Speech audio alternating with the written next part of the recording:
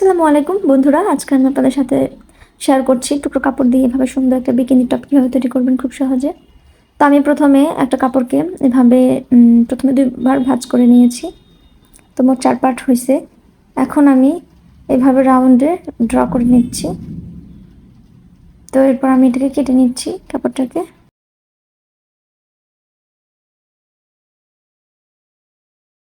তো এখান থেকে আমাদের ২ টা পার্ট বের হবে। তো আমি মাঝখানে এভাবে ভাঁজ করে মার্ক করে নেব একদম মিডল পয়েন্ট বরাবর। তো এখন আমি ফিতা তৈরি করে নেব। ফিতা তৈরি করার জন্য আমি একটা কাপড়কে এভাবে কেটে নিয়েছি লম্বালম্বিভাবে। তারপরে এভাবে সেলাই করে নিচ্ছি। ফিতার যতটুকু চওড়া রাখতে চান ওই অনুযায়ী সেলাই করে নিতে হবে।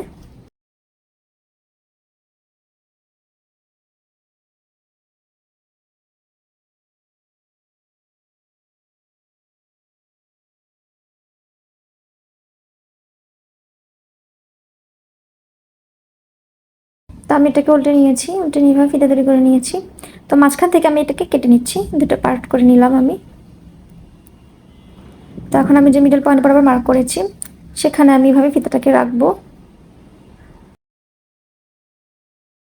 তো রেখে আমি সাইড থেকে এভাবে ভাঁজ করে নেব। ভাঁজ করে এভাবে সোজা সেলাই করে দেব।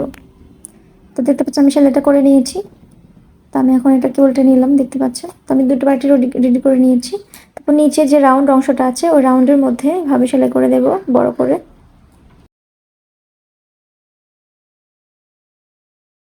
তো আমি অন্য পার্টটা সেলাইটা দিয়ে নিচ্ছি।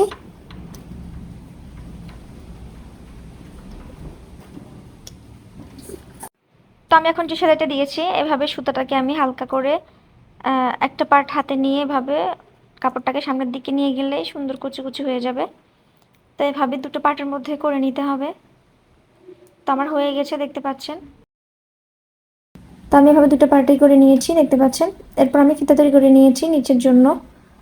তো আমি এভাবে ২ বার ভাঁজ করে নিয়েছি প্রথমে, তারপর আরও একবার ভাঁজ করে নিলাম।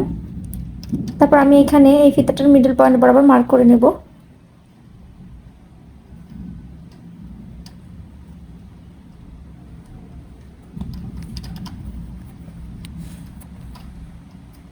তো আমি একবার ভাঁজ করলাম, মাঝখান থেকে ভাঁজ করে আমি মিডল পয়েন্টটাতে মার্ক করে নিয়েছি।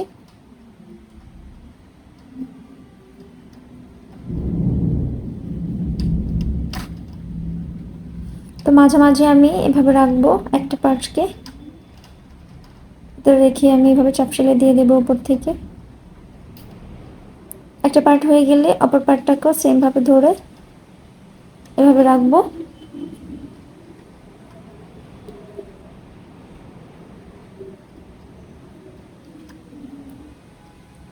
তো তারপর আমি সেলাই করে নিচ্ছি।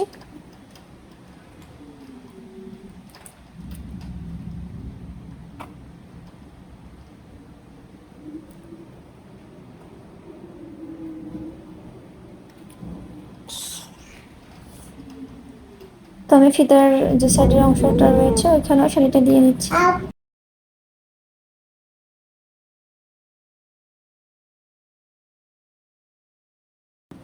তো দেখতে পাচ্ছেন খুব সহজে আমি টপটা তৈরি করে ফেলেছি। তো ভিডিওটি যদি ভালো লাগে লাইক কমেন্ট শেয়ার করবেন আর আমার চ্যানেলটি সাবস্ক্রাইব করে পাশে থাকবেন।